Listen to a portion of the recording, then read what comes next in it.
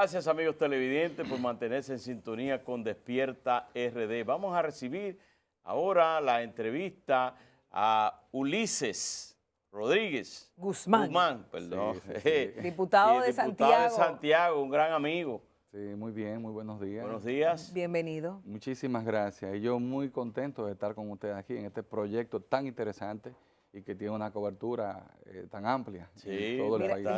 Yo quiero empezar justamente con el tema de ayer del carreteo, porque el señor Ulises es el presidente de la Comisión de Industria y Comercio de la Cámara de Diputados. Entonces, me gustaría saber su impresión sobre lo que pasó ayer en la ciudad, el reclamo de la población y este grupo por el tema del alza de los combustibles. Sí, eso fue una de las razones, ¿verdad?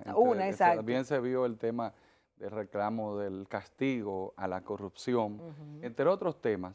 La verdad es que en el país se están dando cambios, situaciones sociales diferentes, y esto es una nueva modalidad de protesta, porque ya los tiempos, ¿verdad?, repito, han cambiado, y eso de estar quemando goma, parando el tránsito, eso nos afecta a todos, incluyendo a los que protestan y a los sectores que quieren representar. Pero bien, el problema que hay es que en el caso de los combustibles, hace mucho tiempo que se está tratando de modificar esta ley, se han creado iniciativas, no han prosperado, pero la gente está pidiendo que se transparentice, que se haga más transparente el sistema de cálculo de la modificación de los precios con relación al precio del petróleo, y sobre todo el que compramos nosotros, porque la gente no sabe que el petróleo tiene diferentes precios, dependiendo del tipo de petróleo, como esté clasificado, y también de a quién usted le compre. Además que el petróleo se compra con tiempo, no se compra en el día a día, los precios se fijan semanalmente. Entonces hay dificultades con eso. Yo estoy consciente que en la comisión, que no lo hemos discutido hasta ahora en estos días, pero sí está pendiente discutir como parte de la fiscalización que nos toca a nosotros el tema del cálculo que se hace, porque la denuncia que tenemos en el sentido es que constantemente eso se maneja y el gobierno usa el tema de los combustibles y los precios como una forma de retención y lograr recaudar más dinero. La gente entiende que hay impuestos adicionales que no son transparentes y se lo cobran. Eso es lo que la gente entiende. ¿Y qué piensa usted como miembro de esa comisión de carburantes? ¿Usted cree que el gobierno manipula, maneja a su antojo los precios de los combustibles? Es una práctica tradicional, vieja. Manipular. Hecho, creo que sí, que en el cálculo siempre se maneja a favor de la casa, en este caso, como dice el dicho popular, en este caso a favor del gobierno, y es preciso, es necesario que esto se transparentice. Ya estamos en otros tiempos y eso no se puede seguir manejando así. De hecho, yo creo que esos impuestos que se cobran, los que están fijados, no lo que se cobran en la administración de esta situación, en el manejo, en la manipulación de la ley, sino que los mismos impuestos de los combustibles yo lo encuentro muy alto, porque aquí se ha utilizado como una forma de recaudar impuestos, cuando los combustibles pues son los que mueven, con el combustible es que se mueve la economía, el transporte, todo, y esto pues nos lleva a nosotros a tener en el país uno de los combustibles, por no decir gasolina solo o gasoil u otros combustibles, de los más caros del mundo. Si no fuera por los impuestos que siempre se le ponen a los combustibles, un galón de gasolina costara alrededor de 75, 80 pesos. Después hay alrededor de 100 o 120 pesos que van en impuestos para tal cosa, impuestos para tal sector. Y en el caso hay un impuesto para el transporte, el sector transporte, destinado para que los precios del transporte sean asequibles a la población, pero resulta que le dan ese dinero o se lo dan en combustible o lo que sea, y los precios están más altos. Sí, y fíjense que uno de los retos principales de nuestro país, de la República Dominicana, es ser competitivo. ¿Para qué? Para poder aumentar las exportaciones, competir con las demás naciones en el mundo entero. Ese es el reto. Ahora vemos que esta semana, incluso hoy salen los medios donde el Ministerio de Relaciones Exteriores anuncia de que viene con una campaña agresiva en cuanto a la diplomacia internacional. Yo estoy totalmente de acuerdo. A nosotros nos decían antes, hace muchos años, recuerdan que la diplomacia haitiana era más fina y preparada que la nuestra. Y de verdad, se formaba en Francia, básicamente. Hoy vienen a estudiar mucho aquí, al país. Ese es un tema, el tema haitiano interesantísimo, que mucha gente no lo entiende, pero nosotros reconocíamos y sabemos los dominicanos que en muchos países tienen como norma preparar sus diplomáticos y también llevarlo a promover a su país. Ahora bien, para usted tener un país competitivo no es con palabras y no es solo con promoción, es con hechos. La semana pasada yo participaba en una discusión en la IRD, que toda la semana reconozco que es ese grupo que donde está Circe Almanzar como vicepresidente. Los industriales, la Asociación de Industrias. La verdad es que debo reconocer que están muy activos, muy dinámicos, toda la semana con un tema interesante. Y uno de los temas que se discutió allí, o el tema central, era las exportaciones del país, las trabas, las facilidades, lo que se ve, cómo estamos, y un debate, una discusión en torno a lo que serían propuestas de cómo mejorar la producción del país, cómo hacer el país más competitivo, cuáles son los puntos, los temas fundamentales que nos afectan. Y yo creo que a propósito del tema de los combustibles, entiendo que esta es una de las situaciones que tenemos que revisar como país, el precio de los combustibles y el impacto en la economía, y verlo quizás como una traba en cuanto a la competitividad. Para ser más competitivos tenemos que bajar costos, y uno de los costos principales es el del transporte de carga. Así mismo es, sobre todo porque al dominicano de a pie, el que tiene que usar el servicio público, le cuesta bastante, o sea, un porcentaje muy alto de su salario, que ya es de por sí pequeño, involucrarlo en el pago de transporte. Diputado, usted tiene un proyecto de ética para el legislador. ¿En qué está eso? Y sobre todo ahora en miras de lo que está pasando en el Congreso con legisladores y ex legisladores que están involucrados en el caso Odebrecht, y sobre todo el tema de que cuando haya no sé si lo contempla su proyecto, de que cuando haya un escándalo, sea político, sea sexual, sea familiar, que la figura dentro del Congreso se dimita, no haya que llegar a una situación donde tengan que expulsarla. ¿Qué nos dice sobre eso? Sí, muy bien. Yo veo que usted es una mujer muy informada, ¿verdad que sí? Porque yo desde la otra vez que estuve en el Congreso sometí el proyecto del Código de Ética del Legislador, y ahora estamos discutiendo para reintroducirlo.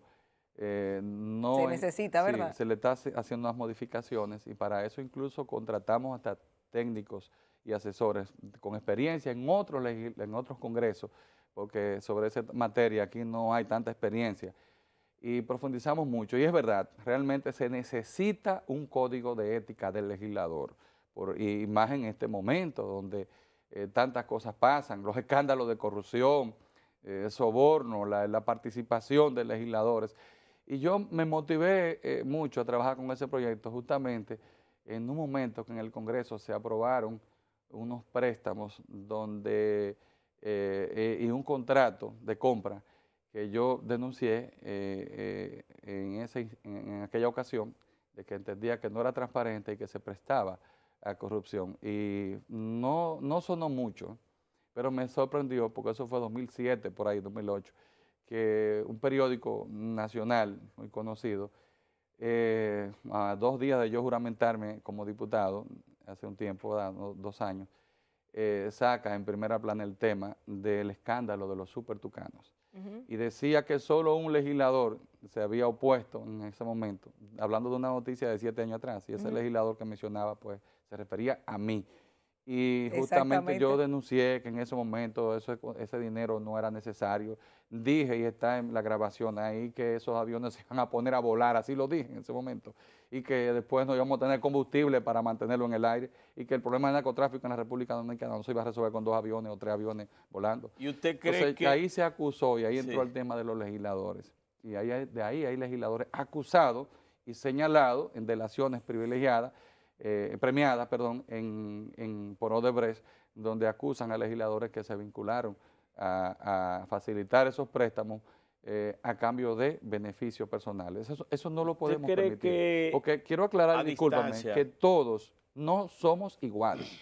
Somos todos legisladores, pero como pasa en la administración pública y en el quehacer donde están los seres humanos, Hay gente seria y gente que no es seria. Eso es muy Gente que interesante. asume con responsabilidad la función pública o la privada y gente que no lo hace. Entonces yo estoy del lado de la ética y de lo que es el manejo responsable. En el caso de la compra de los Super Tucanos, ¿usted cree que hubo corrupción, que hubo soborno?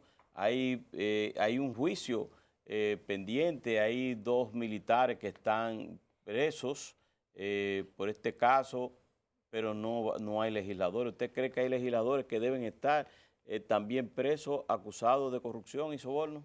Fíjate, Caminero, a mí nunca me gusta festinar las cosas, incluir a gente de manera irresponsable, como muchos acusan sin saber a quién. Ahora, el problema de este caso, que este caso señala de manera específica en las delaciones que hay, en las confesiones que hizo la compañía, algunos legisladores, y yo creo que tienen que ser investigados porque son ellos que lo incriminan, lo implican.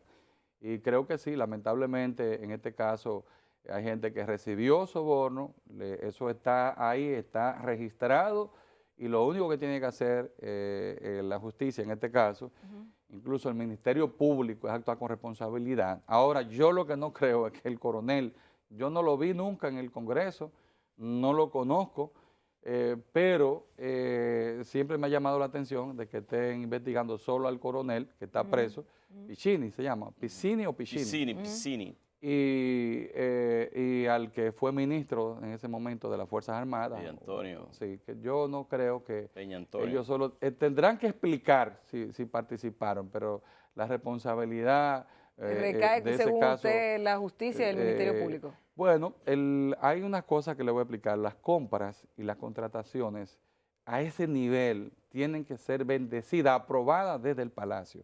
Es imposible usted hacer un contrato en el Congreso de préstamo para una obra o comprar, en este caso, equipos o maquinaria por un monto sin que eso venga aprobado del Palacio. Entonces hay que ver quién fue la persona responsable en ese palacio, en el Palacio, de aprobar eso por la parte del presidente de la República.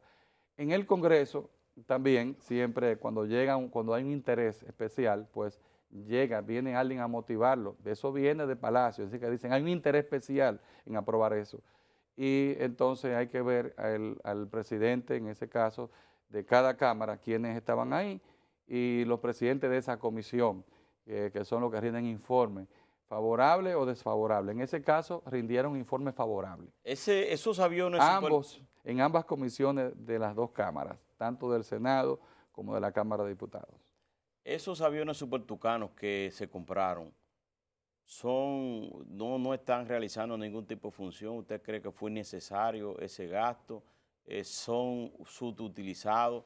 ¿No ejerce ninguna acción en contra del narcotráfico? El problema es que yo hace tiempo que estoy claro en algo. Cuando comencé muchos años en política, jovencito, yo creía mucho en los operativos. En un barrio, un operativo de salud, vamos todos juntos.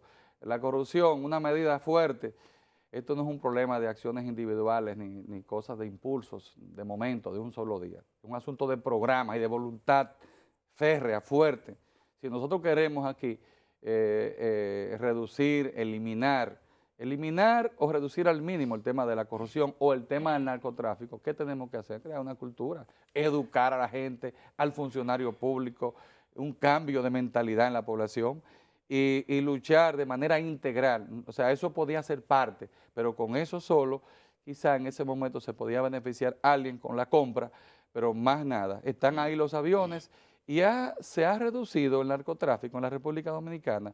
¿Se ha reducido o se ha aumentado? No, oye, se ha disparado, se ha aumentado. Incluso ustedes saben que Super Tucano, se ha hablado aquí. Claro, por ejemplo, el tema del consumo, lo local. Ustedes saben que aquí decían, aquí hay generales y militares de la época de Balaguer que decían que eso pasaba por aquí, se iba directo para allá y que no le importaba lo que pasara con esos gringos, ¿verdad? Pero decían ya así. no. No, eso se queda aquí y está metido en otros barrios donde ya hay una inversión de valores y la persona más influyente en un barrio, en ciertos barrios, ya no es el líder del club cultural y deportivo o de la asociación tal, sino es el dueño del punto de droga de esa comunidad. Lo estoy diciendo de una manera muy clara, sin miedo, porque yo no tengo miedo. pero yo lo puedo decir. Y uno eso, yo voy a los barrios, yo no lo veo, no lo conozco, pero a uno le llegan todas las informaciones de que cuáles son las personas más influyentes y eso se nota. Diputado, ¿cree usted en la justicia dominicana? Y se lo digo porque a ustedes les toca alguna boronita con las leyes, con los temas que se emiten, que la justicia debe cumplir, de donde la justicia se rige desde las leyes y de la misma Constitución, que ustedes laboran y con la que ustedes se sustentan. ¿Cree usted en la justicia dominicana? Y le sumo a esto, del caso de Brecht, que inclusive gente de su partido está involucrada, que está imputada, ¿usted cree que están todos los que son? Son dos preguntas, ¿verdad? Exacto. Que caímos en el caso de Brexit y el tema de la justicia en general. A mí me gusta, pues hay que reconocer las cosas como son. La justicia dominicana no está podrida completamente, como mucha gente dice. Hay jueces serios, probos, honestos, jueces y juezas, pero lamentablemente nosotros, después de tener unos avances significativos en materia del sistema judicial, en aquellos tranques que se dieron, crisis políticas, 94, ¿verdad?, de cara a esas elecciones, con líderes políticos importantísimos, protagonistas, como el doctor José Francisco Peña Gómez y el doctor Balaguer, entre otros, pues allí en un tranque que se dio, Peña Gómez se conformó con que se hicieran reformas que beneficiaran al país. La modalidad en la actualidad es que cuando se dan acuerdos políticos, en los últimos tiempos los grandes acuerdos que hemos visto son para reparticiones de puestos y cargos, incluso en la justicia. Después de haber avanzado mucho en la justicia, con la Suprema Corte de Justicia que dirigió Subero Isa, nunca lo traté a él, no lo conozco, pero reconozco que ahí se avanzó mucho. Después, en los últimos años, hemos involucionado, hemos retrocedido. Claro, y no es porque sea malo, es que él fue señalado y puesto ahí como un cuadro político, o sea, representando intereses de partidos políticos. La justicia tiene que ser, para que funcione, verdaderamente independiente. Igual que el Ministerio Público, y ahí puedo hablarle del caso actual. El Ministerio Público, el Procurador General de la República, es un funcionario del Ejecutivo, del presidente Medina. Entonces lo designa el presidente, lo pone, lo quita cuando quiera, como ocurrió con Domínguez Brito, que era en ese momento el Procurador General. Cuando iba a entrar, cuando ya había explotado a nivel internacional el caso de Odebrecht, bueno, se quita a Domínguez Brito y se pone a Jean Alain ahí, que no tenía ningún vínculo con la carrera del Ministerio Público. Y entonces, por eso, ese caso, un caso tan fácil de manejar, que viene servido en bandeja, judicialmente hablando, ¿verdad? Es un caso fácil de manejar, y servido en bandeja es que viene con todas las informaciones, delaciones, premiadas, informaciones y todo, para que se castigue a los verdaderos responsables de actos de corrupción. Ahora, ¿qué pasa con este expediente? O con el expediente que se crea, que se arma, y el sometimiento que hace de un grupo de encartados en la Procuraduría, ¿no?, que lo politiza, y comenzó a buscar atrás, bien lejos, y entonces brinca es porque deja a los presidentes de los últimos años de ambos hemiciclos, y tampoco puedo dejar de mencionarlo. No te voy a decir que estaban implicados, tienen que demostrar su inocencia, y para mí serán inocentes hasta que se demuestre lo contrario. Pero ahí está Reinaldo Pared Pérez y está también Abel Martínez, que así como están implicando a gente que no tiene nada que ver, como el caso de Andrés Bautista y Chu Vázquez, bueno, yo pienso que ellos también, entre otros más, debieron ser investigados. Hay un tema que no se puede quedar, como usted como diputado, y sobre todo de la corriente de Luis Abinader. Dice Benicito Castillo Semán de que hay un acuerdo entre Luis Abinader y el presidente Danilo Medina para aprobar la ley de partidos con primarias cerradas o abiertas, con primarias abiertas. Incluso en Twitter envía un documento que supuestamente avala esa denuncia. ¿Eso es verdad? Yo no sé, siempre estamos acostumbrados a que Vinicito, salimos parientes lejanos. Ajá. Castillo Rodríguez es su padre. Y también salimos, y su hermano, que fuimos legisladores juntos. Un gran legislador, su hermano Pelegrín. Pero él es tremendista en sus declaraciones siempre, eso lo caracteriza a él, y eso es falso. Hace unos días nos reclamaban algunos amigos y amigas, diputadas, legisladores, de que nosotros pues estábamos coincidiendo con Leonel, que Luis se juntó en un avión, pero ahí mismo dicen que también coincidimos con Danilo, nosotros no tenemos ningún acuerdo. ¿Y la posición? Los problemas del PLD, y yo creo que Vinicito está más dentro de lo que son los problemas del PLD, porque está apoyando una facción del PLD, él apoya a Leonel Fernández, y él lo ha dicho. Los problemas del PLD es un asunto de ellos, nosotros no queremos meternos en eso. Ahora, el PRM tiene su posición, y la posición de nosotros es clara. Nosotros estamos más cerca de lo que es la posición de la Junta, y por un asunto de que hay que tener mucho cuidado con los temas constitucionales. Tanto el tema de las primarias cerradas se sabe que es inconstitucional y podríamos caer en eso. Al final, si se aprueba la ley chocando con la Constitución, pues no estamos aprobando nada. Pero lo que entendemos es que hay que permitirle a que cada partido apruebe, que los organismos de dirección de cada partido aprueben el método, para que no, según el análisis de destacados juristas, pues para evitar caer en la inconstitucionalidad. Ulises, muchísimas gracias por aceptar nuestra invitación. Siempre, esta es la primera de muchas que quedan en el camino. Ustedes, amigos televidentes, gracias. Muchas gracias. Era la entrevista con Ulises Rodríguez Guzmán, diputado de Santiago y por el Partido Revolucionario Moderno. Muchas gracias a ustedes por estar en sintonía durante todo el trayecto de Despierta RD. Nos vemos mañana temprano a las 6 de la mañana.